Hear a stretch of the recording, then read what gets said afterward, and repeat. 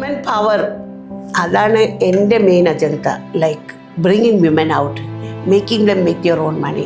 ഞാൻ എല്ലാ ഇൻ്റർവ്യൂവിലും പറയും, ഒരു 10 റുപ്യ ഉണ്ടോ എന്ന് ചോദിക്കുന്ന പെണ്ണാവർത്ത് എൻ്റെ അടുത്ത് 10 റുപ്യ ഉണ്ട് എന്ന് പറയുന്ന ഒരു ധൈര്യമാണ് ഞാൻ എല്ലാ സ്ത്രീകളിലേക്കും ഉൾക്കൊള്ളാൻ നോക്കുന്നത്. അങ്ങനത്തെ ഒരു ഘട്ടത്തിൽ നമ്മൾക്ക് എടുത്താൽ പൊന്താത്തത് നമ്മൾ സൂക്ഷിക്കണം. അവിടെ ഞാൻ പാളിയിട്ടുണ്ടായിരുന്നു എൻ്റെ ജീവിതത്തിൽ. അങ്ങനെ ഒരു ഘട്ടത്തിൽ ഞാൻ വന്നപ്പോഴാണ് എൻ്റെ വീട് വരെ വിൽക്കേണ്ട ഒരു ഘട്ടം വന്നത്. അപ്പം അങ്ങനത്തെയൊക്കെ വലിയ ഡിസിഷൻസ് എടുക്കുമ്പോഴൊക്കെ ഒന്നും കൂടി ചിന്തിക്കണം. അങ്ങനെ ഞാൻ ചിന്തിച്ചില്ല. നമ്മൾ ആ അടക്കേണ്ട ബാങ്കാണെങ്കിലും ആരെങ്കിലും നമ്മളോട് പറയും അത് NP ആവും എന്നുണ്ടെങ്കിൽ നമ്മൾ എവിടെന്നെങ്കിലുമൊക്കെ സോഴ്സ് ചെയ്തിട്ട് ആ പണം കൊണ്ടുപോയി അടയ്ക്കും. ആ NP പേടിച്ചിട്ട് ആ സോഴ്സ് ചെയ്ത പണം ചിലപ്പം ഈ ബാങ്കിനെക്കാട്ടിയും ഭയങ്കരമായിട്ട് ഹിറ്റ് ചെയ്യുന്ന ഒരു സംഭവമായിരിക്കും. ഭക്ഷണത്തിന് ഏറെ പേര് കേട്ട ഇടമാണ് മലബാർ. അന്താരാഷ്ട്ര തലത്തിൽ ശ്രദ്ധേയായിട്ടുള്ള മലബാറിൻ്റെ ഫുഡ് അംബാസിഡറായ ആബിദ റഷീദ് നമ്മളോടൊപ്പം ഉണ്ട്. rivaaloop.com ആബിദ റഷീദിന് സ്വാഗതം. Thank you for inviting me to rivaaloop.com. ഉപ്പ CP ആദം, ഉമ്മ ഒരു മെർച്ചൻ്റ് ഫാമിലിയിൽ നിന്ന് വന്നിട്ടുള്ള ആളായിരുന്നു. അതുപോലെ തന്നെ എല്ലാ കാര്യത്തിലും ഇടപെട്ട് കൃത്യമായിട്ട് നിങ്ങളുടെയൊക്കെ കാര്യങ്ങളെല്ലാം ചെയ്തു പോയിട്ടുള്ള ഒരാളായിരുന്നു ഉമ്മ എന്ന് പറയുന്നത്. ഇവരിൽ രണ്ടുപേരിൽ നിന്നും വ്യത്യസ്തമായിട്ട് ആബിദ എന്തുകൊണ്ടാണ് ഈ ഒരു പാചക മേഖല സെലക്ട് ചെയ്തിട്ടുണ്ടായിരുന്നത്? പാചകം ഭാഗം സെലക്ട് ചെയ്യാനുള്ള കാരണം ഐ ഡോണ്ട് തിങ്ക് എൻ്റെ ഉമ്മയാണ് എന്നുള്ളത്. ഉമ്മ ഒരു ബിസി പേഴ്സൺ ആയിരുന്നു. ഉമ്മാൻ്റെ ഉപ്പ ചെറുപ്പത്തിലെ നഷ്ടപ്പെട്ടു പോയതുകൊണ്ട് ഉമ്മ had to take care of all her properties. ഇപ്പോൾ ഒരു born in a very aristocratic family, Muslim family. ഉമ്മാൻ്റെ ഉപ്പ വളരെ മുന്നേ മരിച്ചുപോയി. അപ്പോൾ ഉമ്മക്ക് പെട്ടെന്ന് ഉമ്മ പ്രോപ്പർട്ടി ഡിസൈഡ് ചെയ്ത് വന്നപ്പോൾ ഉമ്മ had to take care of everything. അപ്പോൾ ഉമ്മാനെ അങ്ങനത്തെ കാര്യങ്ങളൊക്കെ ഭരിക്കുന്ന ഒരാളായിട്ടാണ് ഞാൻ ചെറുപ്പത്തിലേ കണ്ടത്. അതേസമയത്ത് എൻ്റെ ഉപ്പ ഒരു ബിസിനസ്സുകാരനാണ്. ഉപ്പാക്ക് മരക്കച്ചവടമായിരുന്നു. അന്ന് കല്ലായി പുഴയിൽ ഒഴുകുന്ന മരങ്ങളൊക്കെ എൻ്റെ വാപ്പയായിരുന്നു വലിയൊരു ബിസിനസ്സുകാരന്. അപ്പോൾ ബാപ്പയും അങ്ങനെയായി. എൻ്റെ ഗ്രാൻഡ് മദർക്ക് ഭയങ്കര കഴിവായിരുന്നു. ഗ്രാൻഡ് മദർ ഉണ്ടാക്കിയ ഭക്ഷണം അപാര ടേസ്റ്റായിരുന്നു. എൻ്റെ grand mother came from Thalassery. തലശ്ശേരിയിൽ നിന്ന് കുറച്ച് ഉൾനാട്ടിലാണ് എൻ്റെ ഗ്രാൻഡ് മദർ സ്ഥലം, പുന്നാട് എന്ന് പറയും. അവിടെ നിന്നാണ് ഗ്രാൻഡ് മദർ. അവർക്കൊരു പ്രത്യേക കഴിവുണ്ടായിരുന്നു. ലോക്കലായിട്ടുള്ള സാധനങ്ങൾ കൊണ്ടാണ് അവർ എല്ലാ ഭക്ഷണവും ഉണ്ടാക്കിയിരുന്നത്. ആൻഡ് അത് ഭയങ്കരമായിട്ട് എനിക്ക് ഇൻഫ്ലുവൻസ്ഡ് ആയിട്ടുണ്ടായിരുന്നു. പിന്നെ പണ്ടുള്ള കാലത്ത് നമ്മളൊന്ന് ഹോട്ടലിൽ പോവുക അല്ലെങ്കിൽ ദൂരെ പോവുക, റെസ്റ്റോറൻറ്റിൽ പോവുക, അന്നൊന്നും അതില്ല. അന്നൊക്കെ എങ്ങനെയാണെന്ന് വെച്ചാൽ you have parties at home. തക്കാരം എന്നാണ് പറയുക. എല്ലാവരും അങ്ങോട്ടും ഇങ്ങോട്ടും തക്കിയിരിക്കുക. അപ്പോൾ ഒരു വീട്ടിലാക്കി ഉണ്ടാക്കുന്ന ഡിഷ് ഡിഫറെൻ്റ് ആയിരിക്കും മറ്റേ വീട്ടിലായിട്ട്. അതായിരുന്നു how you want to show off your cooking talents. അല്ലാണ്ട് അന്ന് മാസികയോ TV ഒന്നുമില്ല. അപ്പോൾ നമ്മളുടെ കസിൻസോ ഫ്രണ്ട്സോ ഒക്കെ വരുമ്പോൾ നമ്മൾ സംതിങ് ഡിഫറെൻ്റ് ആയിട്ട് ഉണ്ടാക്കണം. അപ്പോൾ അത് എന്തായാലും ഉണ്ടാവും. ഹോസ്പിറ്റാലിറ്റി മലബാറികൾക്ക് കുറച്ച് കൂടുതലാണല്ലോ. അപ്പോൾ ആ ഹോസ്പിറ്റാലിറ്റി എൻ്റെ വീട്ടിൽ ഉപ്പ കച്ചവടക്കാരൻ, ഉമ്മ ഇങ്ങനെ ആയത് കാരണം we had too much at home. That made me. പിന്നെ അതൊക്കെ പുറമെ എൻ്റെ ഹസ്ബൻഡിന് ഭയങ്കര കാര്യമായിരുന്നു. Like properly done. എനിക്ക് മാർക്കറ്റിങ് ഇങ്ങനത്തെ കാര്യങ്ങളൊന്നും അറിയില്ലായിരുന്നു. പക്ഷേ എൻ്റെ ഹസ്ബൻഡാണ് എനിക്ക് എങ്ങനെ സാധനം വാങ്ങണമെന്ന് പഠിപ്പിച്ചു തന്നത്. എന്താ നല്ലത്. ഇപ്പോൾ ഉള്ളി വാങ്ങാന്ന് പറഞ്ഞാൽ എത്ര നോക്കണം എന്നറിയോ? നല്ല ഉള്ളി കിട്ടിയാലേ വാങ്ങുള്ളൂ. Like it's not only cooking it is not only എന്താ പറയുക, ഒരു ഡിഷ് ഉണ്ടാക്കുമ്പോൾ everything is concerned, not only one particular thing. എല്ലാം നന്നായാലേ കൂട്ടാനും നന്നാവും. ഓക്കെ, നമുക്കെല്ലാവർക്കും ഒരു തിരിച്ചറിവുണ്ടാവും, ഇതാണ് നമ്മളുടെ മേഖല, നമ്മളുടെ കരിയർ ഇങ്ങനെയാണ് ചൂസ് ചെയ്യേണ്ടത് അല്ലെങ്കിൽ ഇങ്ങനെയാണ് പോവേണ്ടത് എന്നുള്ളതൊക്കെ.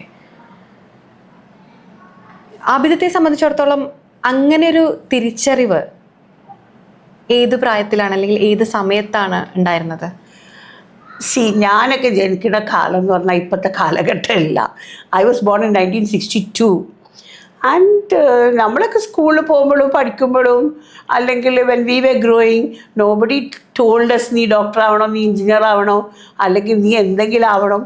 There was nothing like that. It was just a commonly എല്ലാം ഉള്ള ഒരു ഘട്ടത്തിലായിരുന്നു നമ്മളെല്ലാം വളർന്നത്. നമ്മൾ പഠിക്കുന്ന കാലത്ത് കുറച്ച് തുന്നൽ പഠിക്കണം, കുറച്ച് തിന്നാണ്ടാക്കാൻ പഠിക്കണം, പിന്നെ സ്കൂളിലത് പഠിക്കണം. It is not only school, പല എല്ലാ മേഖലയും ടച്ച് ചെയ്ത് പോയിട്ടുണ്ട്. And I never saw my father or mother tell me that നീ വലിയ കുട്ടിയായാൽ ഇതാവണമെന്നൊന്നും ഒരിക്കലും പറഞ്ഞിട്ടില്ല. പിന്നെ ഒരു ഘട്ടം വന്നപ്പോൾ എന്തോ ആയി. Like it is not that ചെറുപ്പം മുതലേ ഞാൻ കുട്ടിയായപ്പോഴേ ഞാൻ ഇതാവുന്നൊന്നും ഞാൻ ഡിസൈഡ് ചെയ്തിട്ടില്ല. None of my children also. പോട്ടെ, എൻ്റെ ജനറേഷനിൽ അങ്ങനെ അല്ലെങ്കിലും എനിക്ക് 3 പെൺകുട്ടികളാണ്. ഞാൻ എൻ്റെ മക്കളൊന്നും പറയുന്നത് കേട്ടിട്ടില്ല എനിക്ക് അതാവണം ഇതാവണം. ഇന്ന് ദേ ഹാവ് റീച്ച് സംവേ. നമ്മൾ സംസാരിച്ചപ്പോൾ പറഞ്ഞു മലബാറിലാണ് പ്രത്യേകിച്ചും ഭക്ഷണത്തിൻ്റെ കൾച്ചർ കുറച്ച് കൂടുതലുള്ളത്. അതായത് ഇപ്പോൾ മലബാർ ടൂറിസം എന്നൊക്കെ പറയുമ്പം എസ്പെഷ്യലി ഫുഡ് ടൂറിസം എന്ന രൂപത്തിലേക്ക് വരെ മാറിക്കൊണ്ടിരിക്കുന്നുണ്ട്. എന്തുകൊണ്ടായിരിക്കാം മലബാറിൽ ഇങ്ങനൊരു കൾച്ചർ രൂപപ്പെടാനുണ്ടായൊരു കാരണം? കേരളത്തിൽ വെച്ച് നോക്കുകയാണെങ്കിൽ പണ്ട് മുതലേ നമ്മൾ ഇവിടെ ഇൻവേഡേഴ്സ് വന്നു അല്ലേ, അപ്പോഴാണല്ലോ നമ്മൾ കൾച്ചറലി ഡിഫറെൻ്റ് ആവുന്നത്. ഇവിടെ വന്ന് ഇൻവേഡേഴ്സ് വന്ന് നോക്കിയപ്പം ഇവിടുത്തെ ഹോസ്പിറ്റാലിറ്റി വലിയൊരു കാര്യമാണ്. ഹോസ്പിറ്റാലിറ്റി ഉണ്ടെങ്കിലേ ഭക്ഷണവും ബാക്കിയുള്ളതും ഒക്കെ അവിടെ ഇമ്പോർട്ടൻസ് വരുള്ളൂ. അപ്പം അന്ന് മുതലേ മേ ബി ഈ ഒരു ഭാഗത്തുള്ള രാജാക്കന്മാർ കണ്ടതും ഇവിടെ ആൾക്കാർ വന്നപ്പോൾ അവരെ സ്വീകരിച്ചതും, എങ്ങനെ നമ്മളൊരാളെ സ്വീകരിക്കുക അന്നത്തെ കാലത്ത്, അപ്പോൾ സ്വീകരണം ഭക്ഷണത്തെ തന്നെയായിരുന്നു. അപ്പോൾ ഇവിടെയുള്ള ആൾക്കാർക്ക് ആ ഒരു പൊന്നിങ്ങോട്ട് അല്ലെങ്കിൽ അവരുടെ പൈസ ഇങ്ങോട്ട് വരണം എന്നുണ്ടെങ്കിൽ അവരെ നമ്മൾ നോക്കിയേ പറ്റുമല്ലോ അല്ലേ. ആ വന്ന ആൾക്കാർക്ക് അതിൻ്റേതായ ഒരു വ്യത്യാസം കൊടുക്കുക, അവർക്ക് നല്ല ഭക്ഷണം കൊടുക്കുക, നല്ല സ്വഭാവത്തിൽ സംസാരിക്കുക, അവരെ എൻ്റർടൈൻ ചെയ്യുക. ഇതായിരുന്നു അതിൻ്റെ മെയിൻ ഘട്ടം. അപ്പം മലബാർ എന്ന് പറഞ്ഞാൽ ഒരു കച്ചവട മേഖലയാണ്. ഒരുപാട് സ്പൈസസും മരവും പല സാധനങ്ങൾക്കും ഇമ്പോർട്ടൻസ് ഉള്ള ഒരു സ്ഥലമാണ് മലബാർ. അതുകൊണ്ടായിരിക്കും മലബാർ ഇത്രയും ഡെവലപ്പ് ആവാനുള്ള കാരണം. കോഴിക്കോടിൻ്റെ രുചികളെ പറ്റി പറയുമ്പോൾ ആബിദത്തെ സ്വാധീനിച്ചിട്ടുള്ള രുചികൾ ഏതൊക്കെയാണ്? കോഴിക്കോടിൻ്റെ രുചി എന്ന് പറയാൻ പറ്റില്ല. കോഴിക്കോടിൻ്റെ രുചി എന്ന് പറഞ്ഞാൽ കോഴിക്കോട് ഒരു സെൻട്രൽ ലൊക്കേറ്റഡ് പ്ലേസാണ്, ആൾക്കാർക്ക് വരാനും പോകാനും ഒക്കെ. അത് മലബാറിൻ്റെ ഒരു ടൗണാണ്. ഇവിടെ കിട്ടുന്ന ഭക്ഷണം എന്ന് പറഞ്ഞാൽ അത് ചിലപ്പം കാസർഗോഡ് മുതൽ മലപ്പുറം വരെ ഇൻഫ്ലുവൻസ്ഡ് ആയിരിക്കും ഈ ഒരു ഫുഡ്. അപ്പോൾ ഇവിടുത്തെ ഭക്ഷണം കുറച്ചുകൂടി ഭയങ്കര ക്രിയേറ്റീവായിട്ടാണുള്ളത്. ലൈക്ക് ഇപ്പോൾ ഒരു ബ്രേക്ക്ഫാസ്റ്റ് എടുക്കുകയാണെങ്കിൽ വെറൈറ്റി ഓഫ് ബ്രേക്ക്ഫാസ്റ്റ്. മറ്റുള്ള സ്ഥലത്തൊക്കെ നോക്കുകയാണെങ്കിൽ ഒരു ഇഡ്ഡലി മാവ് ഉണ്ടെങ്കിൽ അത് ദോശയാവും, അത് ഊത്തപ്പോ ആവും, അതെല്ലാം ആവും. പക്ഷേ ഇവിടെ അങ്ങനെയല്ല.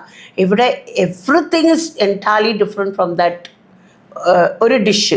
ലൈക്ക് ഒന്ന് പുട്ടാണെങ്കിൽ, ഒന്ന് പൂരിയാണെങ്കിൽ, വെള്ളപ്പം, എന്തൊക്കെ വെറൈറ്റി ഫുഡ് നമ്മൾക്ക് പേരിൽ തന്നെ പറയാനുണ്ട്.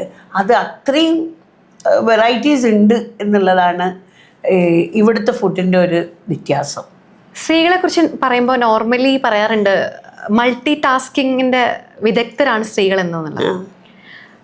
ആബിദത്തെ കുറിച്ചിട്ട് അറിയുമ്പോഴും അല്ലെങ്കിൽ കേൾക്കുമ്പോഴൊക്കെ ആബിദത്ത ഒരു വീട്ടമ്മയായിരുന്നു, അല്ലെങ്കിൽ 3 പെൺകുട്ടികളുടെ മാതാവാണ്, ഭാര്യയാണ്, അതേ സമയത്ത് പാചക മേഖലയിലുണ്ട്, ഒരു സംരംഭകയാണ്. അപ്പം ഇതെല്ലാം ചെയ്യുന്ന ഒരാളാണ് ആബിദത്ത എന്ന് പറയുന്നത്.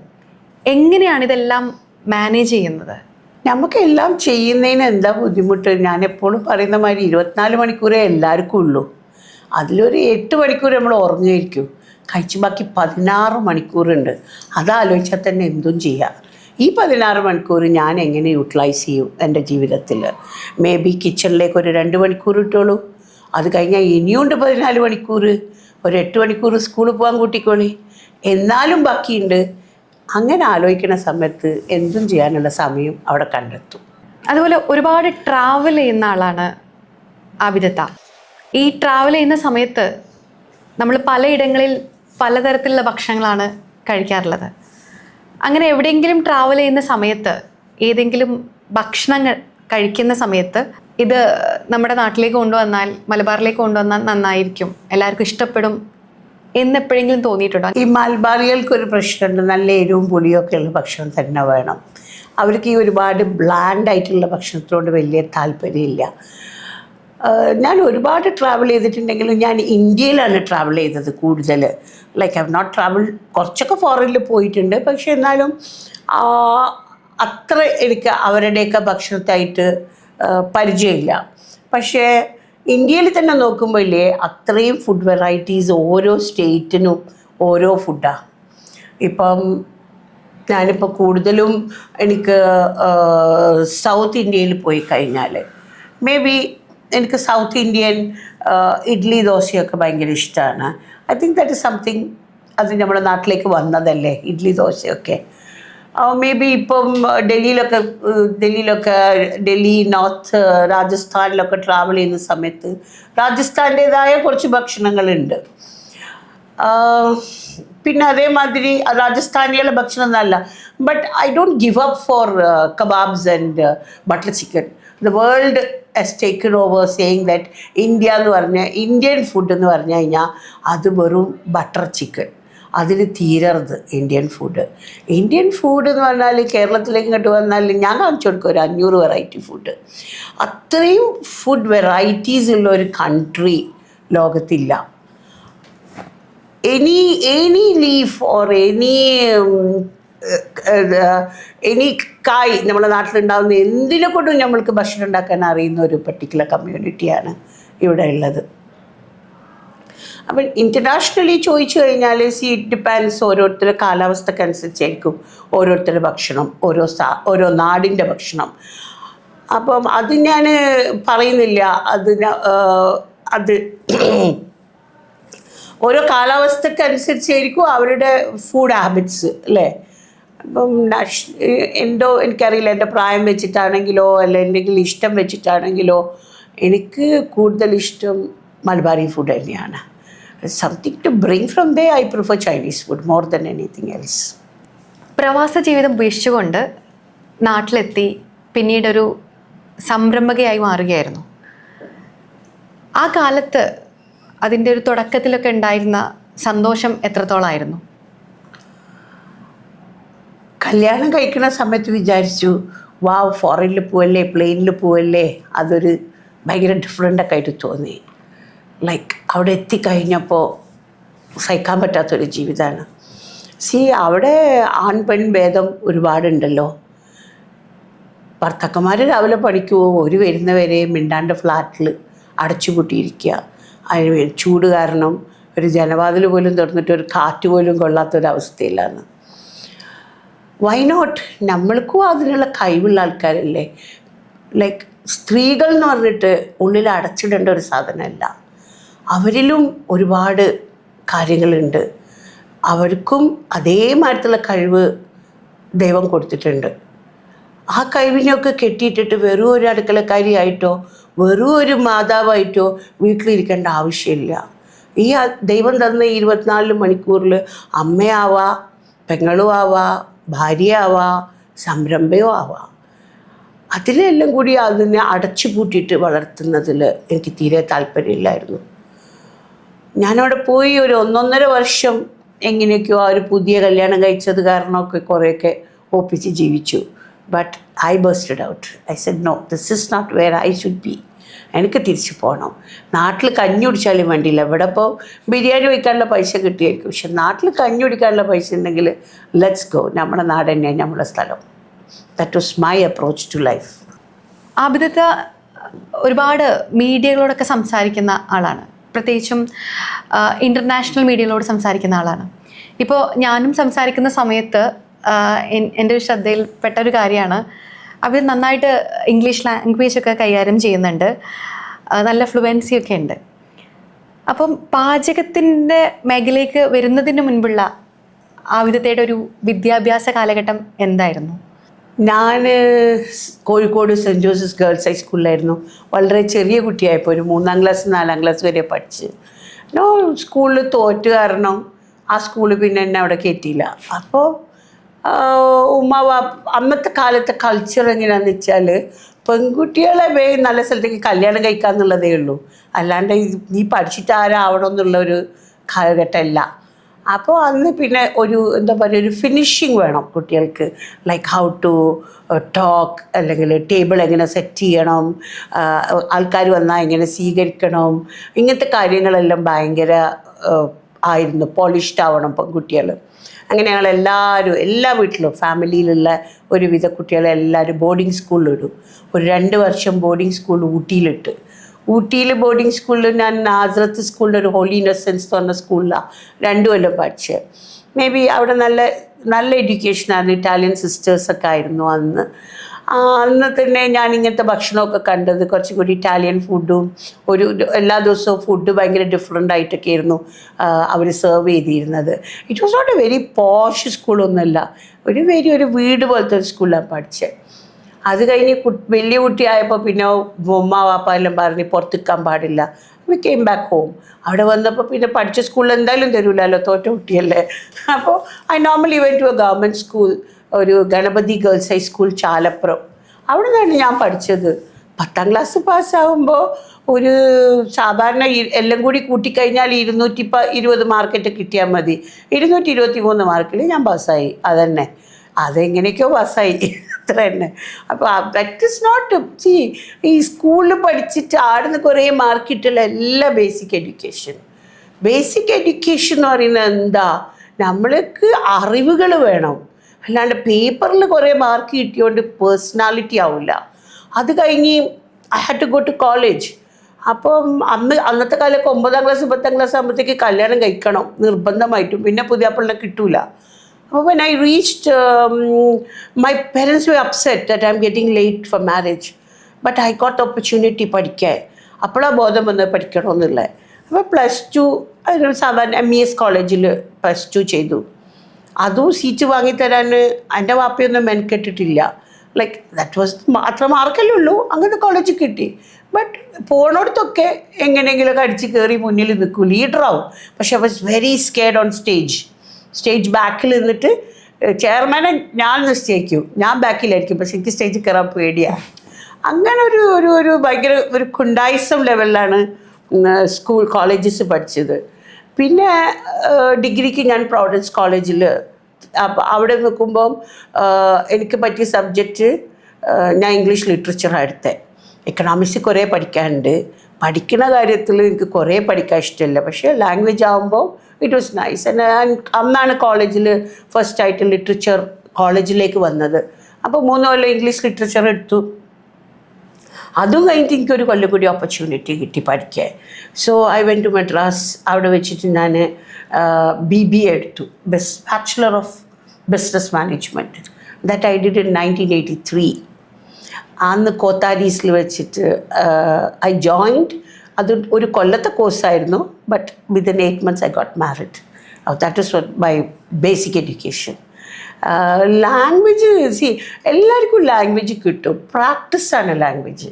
ബുക്ക് കൂടെ പഠിക്കുന്ന കാര്യമല്ല, കഴിയുന്നതും ലാംഗ്വേജ് സംസാരിച്ച് ആ ഒരു ഇത് ശരിയാവാന്നുള്ളത്. പക്ഷെ ബീങ് എ ലിറ്ററേച്ചർ സ്റ്റുഡൻറ്റ് കുറച്ചൊക്കെ ഡയലക്ട്സൊക്കെ ഒന്ന് പഠിക്കാനുള്ളൊരു അവസരം കിട്ടി, ലൈക്ക് ഫോണറ്റിക്സ്.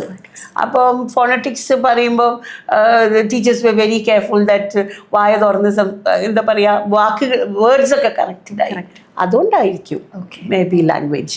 ആൻഡ് ഇപ്പം മക്കളും പേരമക്കളൊന്നും ഇപ്പോൾ മലയാളം മുഴുവൻ പറയുന്നില്ല. പക്ഷെ I make it a point, ഞാൻ മലയാളത്തിലെ കുട്ടികളോട് സംസാരിക്കുള്ളൂ, ഇംഗ്ലീഷ് പറയില്ല. I make it a point they should know English as well as Malayalam. ആബിദത്തെ കാണുന്ന, ആബിദത്തെക്കുറിച്ച് വായിക്കുന്ന ഒരുപാട് സ്ത്രീകൾ നമ്മുടെ ചുറ്റിലുമുണ്ട്. അവർക്കൊക്കെ ഇതുപോലെ പല കഴിവുകളുണ്ടാവും. ചില ആളുകൾക്ക് പാചകത്തിലാവാം, ചില ആളുകൾക്ക് ഡിസൈനിങ്ങിലാവാം. അങ്ങനെ പല മേഖലകളിൽ കഴിവും അറിവുള്ള സ്ത്രീകളുണ്ട്. അവർക്ക് എങ്ങനെയാണ് ആബിദത്തെ പോലെ, അല്ലെങ്കിൽ ആബിദത്തെ വന്ന വഴിയിലൂടെ എങ്ങനെയാണ് സഞ്ചരിക്കാൻ കഴിയുക? വേറൊരു ആബിദ, ഒരുപാട് ആബിദകൾ വളരണം, അവിടെയാണ് എൻ്റെ ഒരു നോട്ടം. ലൈക്ക് ഗിവിങ് വിമൻ പവർ, അവിടെയാണ് എൻ്റെ മെയിൻ അജണ്ട. അതാ വിമൻ പവർ അതാണ് എൻ്റെ main agenda. Like bringing women out, making them make your own money. ഞാൻ എല്ലാ ഇൻ്റർവ്യൂവിലും പറയും, ഒരു 10 റുപ്യ ഉണ്ടോ എന്ന് ചോദിക്കുന്ന പെണ്ണാവരുത്. എൻ്റെ അടുത്ത് 10 റുപ്യ ഉണ്ട് എന്ന് പറയുന്ന ഒരു ധൈര്യമാണ് ഞാൻ എല്ലാ സ്ത്രീകളിലേക്കും ഉൾക്കൊള്ളാൻ നോക്കുന്നത്. ഞാൻ വന്നൊരു കാലഘട്ടത്തിൽ എനിക്ക് ഒരു കുക്കാവുക എന്ന് പറഞ്ഞാൽ, ആദമിൻ്റെ മകൾ എപ്പോഴാണ് ബപ്പക്കാരിയായത്? അല്ലെങ്കിൽ ഞാനൊരു ബ്യൂട്ടീഷ്യൻ ആവുകയാണെങ്കിൽ അവളെന്താ ഒരു ബാർബറാവാൻ നോക്കിയത്? അല്ലെങ്കിൽ ഞാനൊരു ബിസിനസ്സുകാരി ആണെങ്കിൽ എൻ്റെ ഷോപ്പിൽ ഞാൻ തുണി കാണിക്കുമ്പോൾ അതെപ്പോഴാണ് ഇവൾ സെയിൽസ് ഗേളായത്? ഇങ്ങനത്തെ ഒരു കാലഘട്ടത്തിൽ നിന്നാണ് ഞാൻ ഇറങ്ങി വരുന്നത്. ബട്ട് ഐ റിയലി ഇപ്പോഴത്തെ ഒരു കമ്മ്യൂണിറ്റിയിൽ, സൊസൈറ്റിയിൽ, hats off, everything is allowed. ആർക്കും അതിനൊന്നും ഒരു കൂസലില്ല. സത്യം പറയുന്ന വേർഡ്സാണ് അത്. Like you have really opportunities ഇവിടെ വെയിറ്റ് ചെയ്യുന്നുണ്ട്. പേടിക്കണ്ട. ഞാൻ ഇറങ്ങിയില്ലേ ആ കാലഘട്ടത്തിൽ നിന്ന്. If I could come out in the 90s or 85 കാലഘട്ടത്തിൽ എനിക്കിങ്ങനെ ഒരു പുറത്തേക്ക് ഇറങ്ങാൻ പറ്റുന്നുണ്ടെങ്കിൽ നമ്മൾ അതെല്ലാം ആ ജയിലെല്ലാം പോയി. Now we have opportunities right in front of us. Anybody with knowledge to do something, there are a lot of opportunities open. ധൈര്യത്തിൽ ഇനി പുറത്തിറങ്ങിക്കോളി. എൻ്റെ കാലത്ത് പറയേണ്ടവരൊക്കെ പറഞ്ഞു, ഞാനൊന്നും അതിന് ചെവിടെ കൊടുത്തില്ല. I could grow. പക്ഷെ വെൻസി നമ്മളെ ഹൃദയം നമ്മൾ നന്നാവണം. നമ്മൾ ചെയ്യുന്ന പ്രവൃത്തികൾ അത് ഒരാൾ ദോഷം പറയുന്ന ഒരു വിധാവരുത്. നമുക്ക് അതിനുള്ള പവറും ധൈര്യവും ഉണ്ടെങ്കിൽ നമുക്ക് എവിടെയും പണിയെടുക്കാം. ഇങ്ങനെ ഇവിടെ എത്തുന്നവരെ ഒരു പക്ഷേ ഒരുപാട് പ്രയാസങ്ങൾ അവിധത്തെ നേരിട്ടിട്ടുണ്ടാവും. അല്ലെങ്കിൽ ഒരു ഈസി ഗോയിങ് ആയിക്കൊള്ളണം എന്നില്ല. അങ്ങനെ എന്തൊക്കെ ചലഞ്ചസ് ആണ് ഉണ്ടായിരുന്നത്? I was living on a feather bed എന്ന് വരുന്നതാണെങ്കിലും സിൽവർ സ്പൂൺ ഫെഡ് ആണെങ്കിലും challenges is there for every one. അത് വലുതായാലും ചെറുതായാലും മനുഷ്യന്മാർക്ക് എല്ലാവർക്കും ചാലഞ്ചസ് ഉണ്ടാവും. ഞാൻ വിചാരിക്കും അവർക്ക് എത്ര സുഖവും, അവർക്കൊരു പ്രശ്നവുമില്ല. എല്ലാവർക്കും പ്രശ്നങ്ങളുണ്ടാവും. അതൊന്നും ആരും തുറന്ന് കാണിക്കുന്നില്ല എന്നേ ഉള്ളൂ. പക്ഷെ ആ പ്രശ്നങ്ങളെയൊക്കെ ഓവർഗോ ചെയ്യാൻ നമ്മൾ പഠിക്കുക. വന്നത് വന്ന്, പോയത് പോയി, അടുത്തത്. അതാണ് നമ്മളുടെ ചാലഞ്ച്. ഞാൻ കയറാത്ത കോടതിയില്ല, ഞാൻ കയറാത്ത പോലീസ് സ്റ്റേഷനില്ല, ഞാൻ കയറാത്ത ബാങ്കുകളില്ല. എല്ലാത്തിലും ഞാൻ ജീവിതത്തിൽ എക്സ്പീരിയൻസ് ചെയ്തിട്ടുണ്ട്. അന്നൊക്കെ അതൊരു മോശം പ്രവൃത്തിയായിട്ടായിരുന്നു ആൾക്കാർ കണ്ടത്. പക്ഷേ അതിൽ കൂടെയൊക്കെ ഞാൻ പോയി. എനിക്കതൊന്നും വലിയൊരു പ്രശ്നമായി തോന്നില്ല. നമ്മളെ മനസ്സ്, നമ്മളെ ഹൃദയം, നമ്മളെ പവർ അവിടെയാണ്. നമുക്ക് പിടിച്ചിക്കാൻ പറ്റണം. നമ്മൾ തളർന്നു പോകരുത്.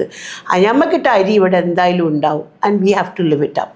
So whatever goes wrong is okay. Tomorrow get it better. Every day when you go to sleep, രാത്രി ആകുമ്പോൾ thank you Allah for the day. രാവിലെ ആകുമ്പോൾ nice sunrise, today is A better day. That is it, life. ഇപ്പോൾ സംസാരിച്ച സമയത്ത് അവിത് പറഞ്ഞു ഒരുപാട് challenges face ചെയ്തിട്ടുണ്ടായിരുന്നു. അങ്ങനെ ഇവിടെ കാണുന്ന ആളുകളോട് അല്ലെങ്കിൽ അവിധത്തേക്ക് പറയാൻ താല്പര്യമുള്ള ഏതെങ്കിലും ഒരു ചലഞ്ചസ് പറയാൻ പറ്റുമോ? നമ്മുടെ ഒരു ചെറുപ്പത്തിലാവുമ്പോഴേ നമുക്ക് കുറച്ച് ധൈര്യം കുറച്ച് കൂടുതലാണ്. മേ ബി എൻ്റെ കാര്യത്തിൽ ഞാൻ ചെയ്തതെന്ന് വെച്ചാൽ കുറച്ചൊക്കെ എൻ്റെ ശ്രദ്ധക്കുറവുണ്ട്. പക്ഷേ എനിക്ക് ഏറ്റവും വലിയ പ്രശ്നം ഉണ്ടായത് ബാങ്കിങ് മേഖലയിലായിരുന്നു. നമ്മളെപ്പോഴും ഒരു സംരംഭം എടുക്കുമ്പം നമ്മൾക്ക് അതിനെ ഒരു മുന്നോട്ട് കാണണം. ലൈക്ക് ഇപ്പം ഞാനൊരു വീട്ടിനൊരു ലോൺ എടുക്കുകയാണെങ്കിൽ ഞാനത് 20 കൊല്ലത്തേക്കാണ് ഞാൻ ആ ലോൺ എടുക്കാൻ പോകണമെന്നുള്ള ചിന്ത എനിക്ക് വേണം. ബിക്കോസ് എല്ലാ ദിവസവും ഓരോ ആരോഗ്യവും ഒരേ ബിസിനസ്സും ആവണമെന്നില്ല. നമ്മൾ കാൽക്കുലേഷനിൽ ചെറിയ മിസ്റ്റേക്കൊക്കെ വന്നു കഴിഞ്ഞാൽ അത് പിടിച്ചിക്കാൻ കുറച്ച് പ്രയാസമാവും. ലൈക്ക് സപ്പോസ് ഞാനൊരു വീടെടുക്കുകയാണ്, ഞാനൊരു ഒരു 50 ലക്ഷം റുപ്യൻ്റെ വീടാണ് എടുക്കണമെന്ന് ഉദ്ദേശിച്ചിട്ടുണ്ടെങ്കിൽ അതെടുത്ത് വരുന്ന സമയത്ത് അത് എൻ്റേതല്ലേ എന്ന് പറഞ്ഞിട്ട് അത് മിക്കവാറും 50 കവിഞ്ഞ് 1 പോയി പോകരുത്. അവിടെ വരുന്ന സമയത്ത് നമ്മളുടെ കാൽക്കുലേഷൻസ് ഓഫ് ലൈഫ് മൊത്തം തെറ്റും. നമ്മളൊരു 50 ലക്ഷം റുപ്യൻ്റെ വീട് ഉണ്ടാക്കാൻ വെച്ച് കഴിഞ്ഞ് നമ്മൾ അതിനൊരു 25 ലക്ഷം നമ്മളെ കയ്യിലുണ്ട്. 25 ലക്ഷം ഞങ്ങൾ ലോണായിട്ട് എടുത്ത്. ഈ 25 ലക്ഷം നമ്മൾ കൃത്യമായിട്ട് 20 കൊല്ലാണ് അടയ്ക്കേണ്ടത്. It is you get older or you get എന്തെങ്കിലും രോഗം വരാം, ഓ വയസ്സാവാം, അല്ലെങ്കിൽ ഒരു പാർട്ട്ണർ നഷ്ടപ്പെടാം. അങ്ങനത്തെ പല പ്രശ്നങ്ങളും അവിടെ ഇൻവോൾവായി വരുന്നുണ്ട്. അങ്ങനത്തെ ഒരു ഘട്ടത്തിൽ നമ്മൾക്ക് എടുത്താൽ പൊന്താത്തത് നമ്മൾ സൂക്ഷിക്കണം. അവിടെ ഞാൻ പാളിയിട്ടുണ്ടായിരുന്നു എൻ്റെ ജീവിതത്തിൽ. ലൈക്ക് എവറി മാസം 30,000 അല്ലേ, അത് ഈസി ആയിട്ട് കൊടുക്കുക. പക്ഷേ ഒരു ചെറിയ പാളിച്ച ബിസിനസ്സിൽ എവിടെയെങ്കിലും പറ്റിക്കഴിഞ്ഞാൽ ആ 30,000 എല്ലാ മാസവും അടക്കാൻ പറ്റിയിട്ടില്ലെങ്കിൽ അത് ജീവിതത്തിൽ ഒരു വലിയ ഭാരമായി വരും. അങ്ങനത്തെ ഘട്ടത്തിൽ ഞാൻ വന്നപ്പോഴാണ് എൻ്റെ വീട് വരെ വിൽക്കേണ്ട ഒരു ഘട്ടം വന്നത്. വീട് വിൽക്കേണ്ട ഘട്ടം എന്ന് പറഞ്ഞാൽ അത് ചെറിയൊരു കാര്യമല്ല. നമ്മളൊരു കുടിലുണ്ടാക്കിയിട്ട് അതിൻ്റെ അകത്തുനിന്ന് ഇറങ്ങിപ്പോവാൻ എല്ലാവരും പറയും അത് വിറ്റേ, അത് നിങ്ങൾക്ക് വേറെ വീട്ടിലേക്ക് പോവാം, അത് വിറ്റേ. ശരി, ചിലപ്പോൾ ആ ഡിസിഷൻ കറക്റ്റ് ആയിരിക്കും. എന്നാലും അത് മാനസികമായിട്ടും ഒക്കെ തളരാനുള്ള ഒരു അവസരം അവിടെ കൂടുതലാണ്. അപ്പം അങ്ങനത്തെയൊക്കെ വലിയ ഡിസിഷൻസ് എടുക്കുമ്പോഴൊക്കെ ഒന്നും കൂടി ചിന്തിക്കണം. അങ്ങനെ ഞാൻ ചിന്തിച്ചില്ല. അതിൻ്റെ മേലെ വരുന്നത് സംടൈംസ് നമ്മളെ ഒരു അടവടക്കാനുണ്ട്. നമ്മൾ ആ അടക്കേണ്ട ബാങ്കാണെങ്കിലും ആരെങ്കിലും നമ്മളോട് പറയും അത് NPO എന്ന് പറഞ്ഞാൽ നമ്മൾ എവിടെന്നെങ്കിലുമൊക്കെ സോഴ്സ് ചെയ്തിട്ട് ആ പണം കൊണ്ടുപോയി അടയ്ക്കും. NP പേടിച്ചിട്ട് ആ സോഴ്സ് ചെയ്ത പണം ചിലപ്പം ഈ ബാങ്കിനെക്കാട്ടിയും ഭയങ്കരമായിട്ട് ഹിറ്റ് ചെയ്യുന്ന ഒരു സംഭവമായിരിക്കും. അപ്പം അങ്ങനത്തെ ഒരു ഘട്ടത്തിലേക്ക് നമ്മൾ പോയി പിന്നെ അതിൽ നിന്ന് നമ്മൾ തിരിച്ച് ഈ ലോണും അടക്കാൻ പറ്റാണ്ടാവും. ആ പണത്തിന് അതിനെക്കാട്ടിയും നമ്മളെ മെൻ്റലി നമ്മളെ സ്ട്രെയിൻ ചെയ്യുന്ന കാര്യത്തിലേക്ക് പോകും. അങ്ങനത്തെ ഒക്കെ ഘട്ടത്തിൽ ഞാൻ വന്നു പോയി. അത് ഓവർകം ചെയ്യാൻ എനിക്ക് ഭയങ്കര ബുദ്ധിമുട്ടായിപ്പോയി. അങ്ങനത്തെയൊക്കെ ചിലപ്പോൾ ഒരു പ്രശ്നത്തിൽ വീഴുമ്പോഴും what we have to do is നമുക്ക് ഒരുപാട് ഫെയ്ത്ത് ഉണ്ടാവണം. നമുക്ക് റിലിജ്യൻ അല്ല ഞാൻ പറയുന്നത്, ഫെയ്ത്ത് ഇൻ ഗോഡ്. എന്നാൽ you have to make sure that എന്തെങ്കിലും പഠിച്ചവൻ്റെ കൂടെ ഉണ്ട്, I will be rescued by him or he will take care of me. കാട്ടി വെച്ച് ചെയ്യാൻ പറ്റാത്തത് ചെയ്തു വെച്ചിട്ട് പഠിച്ചവനെന്ന് വിളിക്കുകയല്ല, ബട്ട് ഫെയ്ത്ത് ആൻഡ് കോൺഫിഡൻസ് അത് എനിക്കുണ്ടായിരുന്നു. അതാണ് എൻ്റെ സക്സസ് ലെവലിലേക്ക് പോകാൻ. പിന്നെ പല ഘട്ടങ്ങളിലും നമ്മൾ വിചാരിച്ച മാതിരി എല്ലാം നടക്കണമെന്നില്ല. ചില സമയത്ത് ലൈക്ക് എനിക്ക് ഓർമ്മയുണ്ട്, ഞാൻ എൻ്റെ ബാപ്പ ഉമ്മ ഉള്ള സമയത്ത് എൻ്റെ പ്രശ്നങ്ങൾ തുടങ്ങിയിട്ടേ ഉണ്ടായിരുന്നുള്ളൂ. അന്ന് ബാപ്പ എന്നോട് പറയും ലൈക്ക് നിങ്ങളിങ്ങനെ അവളെ സപ്പോർട്ട് ചെയ്തുകൊണ്ട് അവളെപ്പോഴും നിങ്ങൾ സപ്പോർട്ട് ചെയ്യുന്നതുകൊണ്ടാണ് അവൾക്ക് ധൈര്യം കൂടുതൽ എന്നോ അങ്ങനെ പറയായിരുന്നു. But I use to tell my uppa, എനിക്ക് എപ്പോഴും നിങ്ങൾ പൈസ തരണം, നിങ്ങൾ എന്നെ ഒന്ന് കൈ തന്നിട്ട് എനിക്ക് മോളെ എന്ന് പറഞ്ഞാൽ മതി. അവിടെയാണ് എൻ്റെ പവർ.